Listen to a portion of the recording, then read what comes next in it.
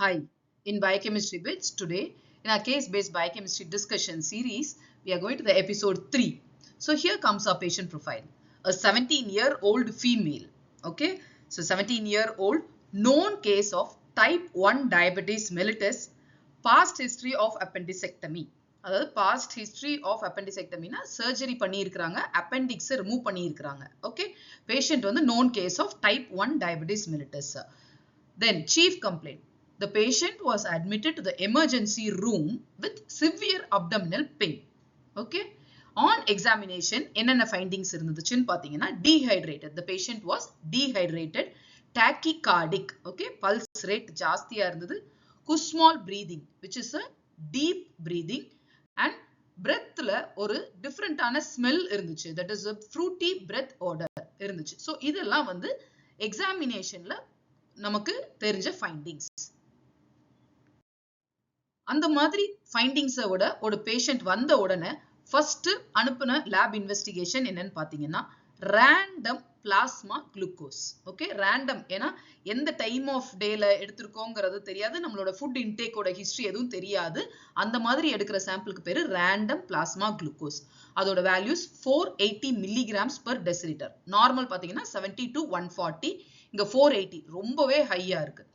Arterial plasma pH, so pH வந்து 7.25, normal 7.35 to 45, so pH வந்து லோவா இருக்கு, அப்படின்னா அசிடோசிஸ் வந்திருக்குதுன்னு அர்த்தம்.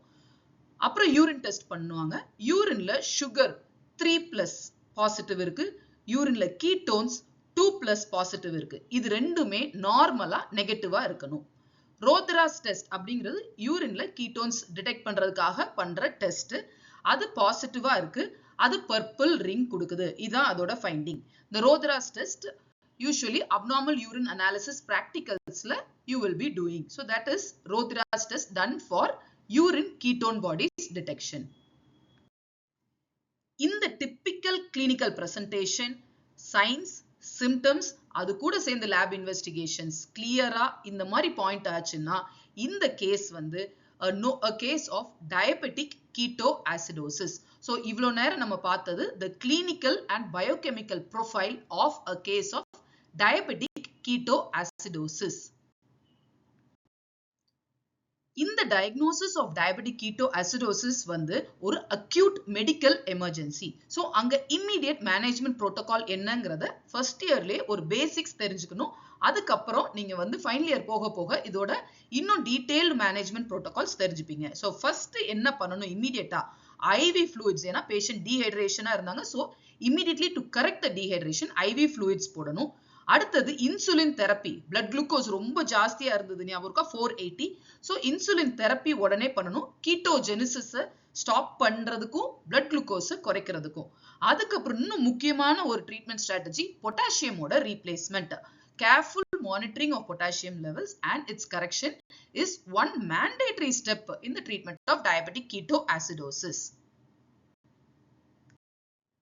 இப்போ ட்ரீட்மெண்ட் பார்ட்டு, கிளினிக்கல் பிரசன்டேஷன் எல்லாமே நீங்க இன்னும் கிளினிக்கல் இயர்ஸ் போக போக இன்னும் கிளியரா தெரிஞ்சுக்கலாம். பட் இந்த ஃபர்ஸ்ட் இயர்ல பயோகெமிஸ்ட்ரியில இந்த மாதிரி ஒரு கேஸ் சினாரியோ பத்தி உங்களுக்கு உண்டான பேசிக்ஸ் என்னங்கிறது தெரியணும். அதுதான் நம்ம இனிமே பார்க்க போறோம்.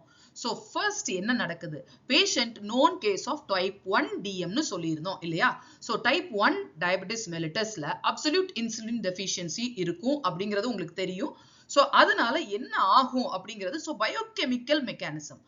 இன்சுலின் டெஃபிஷியன்சி இருக்கும்போது the normal inhibition on hormone sensitive lipase, adipose tissueல இருக்கிற இந்த ஹார்மோன் சென்சிட்டிவ் லைபேஸ்ங்கிற என்சைம் இருக்குது. ஸோ அது மேல இருக்கிற இன்ஹிபிஷன் வந்து ரிமூவ் ஆயிடும் இன்சுலின் டெஃபிஷியன்சில. அப்போ என்ன ஆகுதுன்னா இது ஆக்டிவ் ஆயிடுது. ஆக்டிவேட் ஆகணும்னா என்ன பண்ணும் அப்படின்னு பாத்தீங்கன்னா லைபேஸ் அப்படிங்கிறது லைப்போலைசிஸ் கொண்டு வரும். லைப்போலைசிஸ்ங்கிறது என்னதுன்னா ஃபேட்டி ஆசிட்ஸ் எல்லாத்தையுமே உங்களுக்கு வந்து ட்ரைகிளிசரைட்ஸ், எல்லா அடிபோஸ் டிஷ்யூல இருக்கிற எல்லா ட்ரைகிளிசரைடையும் ஃப்ரீ ஃபேட்டி ஆசிட்ஸாவும் கிளிசராலாவும் மாத்தும். ஸோ இந்த லைபேஸ் ஆக்டிவேட் ஆகுறதுனால எல்லா ட்ரைகிளிசரைட், அடிபோஸ் டிஷ்யூல இருக்கிற எல்லா ட்ரைகிளிசரைடும் ஃப்ரீ ஃபேட்டி ஆசிட்ஸ் அண்ட் கிளிசராலா மாறுது. அதுல இந்த free fatty acids enters into the blood circulation. அதுக்கப்புறம் என்ன ஆகுதுன்னா இந்த டைவர்ட் ஆன எல்லா ஃப்ரீ ஃபேட்டி ஆசிட்ஸும் பீட்டா ஆக்சிடேஷன் பாத்வே யூசுவலி போகும். அப்படி என்ன ஆகும்னா நிறைய அசிடைல் கோஏவை ப்ரொடியூஸ் பண்ணும். பட் இந்த இடத்துல நிறைய அசிடைல் கோஏ எக்கச்சக்கமாயிடுச்சு. ஏன்னா நிறைய ஃப்ரீ ஃபேட்டி ஆசிட்ஸ் வந்துருச்சு. சோ அசிடைல் கோஏ வந்து TCA சைக்கிள்குள்ள தான் யூசுவலி போகும். பட் இங்க என்ன நடக்குது? குளுக்ககான் இன்சுலினோட ரேஷியோ ஆல்டர் ஆகிறதுனால என்ன ஆகும் அப்படின்னு பாத்தீங்கன்னா, TCA சைக்கிளோட ஃபர்ஸ்ட் ஸ்டெப்ல அசிடைல் கோஏ ஆக்சலோ அசிட்டேட்டோட பைண்ட் ஆனாதான் ஃபர்ஸ்ட் ஸ்டெப்பே நடக்கும். பட் இங்க இருந்த ஆக்சலோ அசிட்டேட் எல்லாம் குளுக்கோனியோஜெனிசிஸ்க்கு டைவர்ட் ஆயிடும். அதனால இந்த அசிடைல் கோஏ எல்லாமே TCA சைக்கிள்குள்ள நுழைய முடியாது. It cannot enter. அப்ப அந்த அசிடைல் கோஏ எங்க போகும்னா ஆல்டர்னேட் பாத்வேயான கீட்டோன் பாடி சிந்தசிஸ்க்கு போகும். இப்போ இந்த அதிகமா இருந்த அசிடைல் கோஏ எல்லாமே கீட்டோன் பாடி சிந்தசிஸ்க்கு டைவர்ட் ஆச்சு இல்லையா? சோ கீட்டோன் பாடிஸ் என்னென்ன? Acetone, acetoacetate, beta hydroxybutyrate. So அசிட்டோன்ங்கிறது ஒரு வாலடைல் கீட்டோன் பாடி. மத்த ரெண்டு பாத்தீங்கன்னா beta hydroxybutyric acid, acetoacetic acid. ஆனா அது ஆசிடா இருக்காது. ஏன்னா நம்ம பிளாஸ்மா pHல எல்லாமே அயானிக் ஸ்டேட்ஸ்ல தான் இருக்கும். So aceto acetate plus H+, beta hydroxy butyrate plus H+ ஆயிருக்கும். சோ ஒவ்வொரு கீட்டோன் பாடி ப்ரொடியூஸ் ஆகும்போது எக்ஸ்ட்ரா ஒரு H+ ஆகுது. சோ அது வந்து பிளட் pH நமக்கு கம்மி பண்ணி விடும். அதனாலதான் இந்த இடத்துல அசிடோசிஸ் இருக்கு. அந்த அசிடோசிஸ்லயுமே இதெல்லாம் ஆனயான்ஸ் இல்லையா? Beta hydroxybutyrate, acetoacetate அப்படிங்கிறது ஆனயான். சோ அது ஜாஸ்தி ஆகுறதுனால high anion gap metabolic acidosis வருது. இப்போ இந்த ஸ்லைட்ல நம்ம எந்தெந்த மாலிகூல்ஸ் எந்தெந்த சிம்டம்ஸை காஸ் பண்ணுதுங்கிறதுக்காக ஒரு சின்ன சம்மரி. அசிட்டோன் அது வாலடைல் கீட்டோன் பாடின்னு சொன்னோம்ல. சோ அது ஈஸியா எக்ஸ்ஹேல் பண்ணலாம். Exhaled via the lungs. அதனாலதான் பேஷண்ட்டுக்கு ஃப்ரூட்டி பிரெத் ஆர்டர் வருது அப்படிங்கறது தெரிஞ்சுக்கோங்க. So fruity breath odour is due to acetone. அப்புறம் இன்னொன்னு சொன்னோம், H+ அயான்ஸ் நிறைய இருக்கிறதுனால பிளட் pH கம்மி ஆகுதுன்னு சொன்னோம், அசிடோசிஸ் வருதுன்னு சொன்னோம். இந்த H+ ஜாஸ்தி ஆகுறதுனால stimulates the respiratory center to eliminate carbon dioxide. அதனால ஒரு டீப் அண்ட் ரேபிட் பிரீதிங் இருக்கும். அதுக்கு பேர் தான் குஸ்மால் ரெஸ்பிரேஷன்.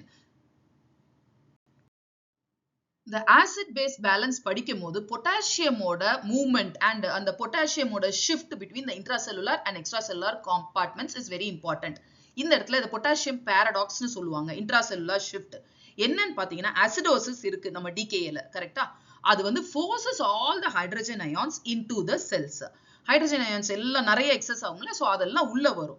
அந்த எலக்ட்ரிக்கல் பேலன்ஸை மெயின்டைன் பண்றதுக்காக, உள்ள எலக்ட்ரோ நியூட்ரலிட்டி மெயின்டைன் ஆகிறதுக்காக அதுக்கு பதிலா பாசிட்டிவ்லி சார்ஜ் பொட்டாசியம் எல்லாம் வெளியில போகும் from the intracellular space out into the bloodstream.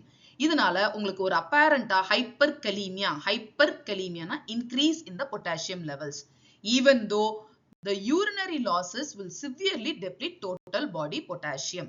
So இதுக்கு பேர் தான் potassium paradox to maintain the electroneutrality in case of acidosis. இப்போ ஒரு சின்ன கிளினிக்கல் ட்ரிவியாவோட இதை முடிக்கலாம். The diagnostic blind spot. ஏன்னா யூரின் டெஸ்ட் பண்றோம், ரோத்ராஸ் டெஸ்ட் பண்றோம் அப்படின்னு பாத்தீங்கன்னா அது மூலமா we tend to underestimate the severity of diabetic ketoacidosis. ஏன் அப்படின்னு பாத்தீங்கன்னா diabetic ketoacidosisல predominant ஃபார்ம் ஆகுற கீட்டோன் பாடி பீட்டா ஹைட்ராக்சி பியூட்ரேட். ஆனா ரொட்டீன் டெஸ்ட் நம்ம ரோத்ராஸ் டெஸ்ட் பண்றது மூலமா நம்ம டிடெக்ட் பண்றது அசிட்டோ அசிட்டேட் தான். சோ predominant கீட்டோன் பாடியவே நம்ம கண்டுபிடிச்சிருக்க மாட்டோம். கொஞ்சமா இருக்கிற அசிட்டோ அசிட்டேட் மட்டும் தான் அது கண்டுபிடிக்க முடியுங்கிறதுனால இந்த test will reveal only the tip of the iceberg. அதனால severity of the diabetic ketoacidosis நம்ம அண்டர் எஸ்டிமேட் பண்றதுக்கு வாய்ப்பு இருக்கு. So with this நம்ம இந்த கேஸ் ஃபைல க்ளோஸ் பண்றோம். என்ன பிரசன்டேஷன், ஒரு 17-year-old female, typical type 1 diabetes mellitus, past history of ஒரு சின்ன சர்ஜரி பண்ணியிருக்கிறாங்க. அவங்க திடீர்னு came with the presenting features of severe abdominal pain. அவங்களுக்கு on examination you found she was dehydrated and fruity breath orderலாம் இருக்குது. அவங்களுக்கு லேப் இன்வெஸ்டிகேஷனா பிளாஸ்மா குளுக்கோஸ் அனுப்புறீங்க, ரொம்ப ஹையா இருக்கு 480. யூரின்ல சுகர் இருக்குது, யூரின்ல கீட்டோன்ஸ் இருக்குது, ரோத்ராஸ் டெஸ்ட் பாசிட்டிவ் இருக்குதுன்னா confirm the diagnosis of diabetic ketoacidosis and know the biochemical mechanism behind the diabetic ketoacidosis as what happens to insulin. Insulin is deficient, so it goes and relieves the inhibition on hormone sensitive lipase, so that will promote more lipolysis. அதனால free fatty acids நிறைய produce ஆகும். அந்த free fatty acids எல்லாம் beta oxidation ஆகி acetyl கோஏவா நிறைய converted ஆகி அது எங்க போறதுன்னு தெரியாம கீட்டோன் பாடி சிந்தசிஸ் போயிடும். கீட்டோன் பாடிஸோட name 3: acetone, acetoacetate and beta hydroxybutyrate. இதுல இருக்கிற acid base abnormality, high anion gap metabolic acidosis.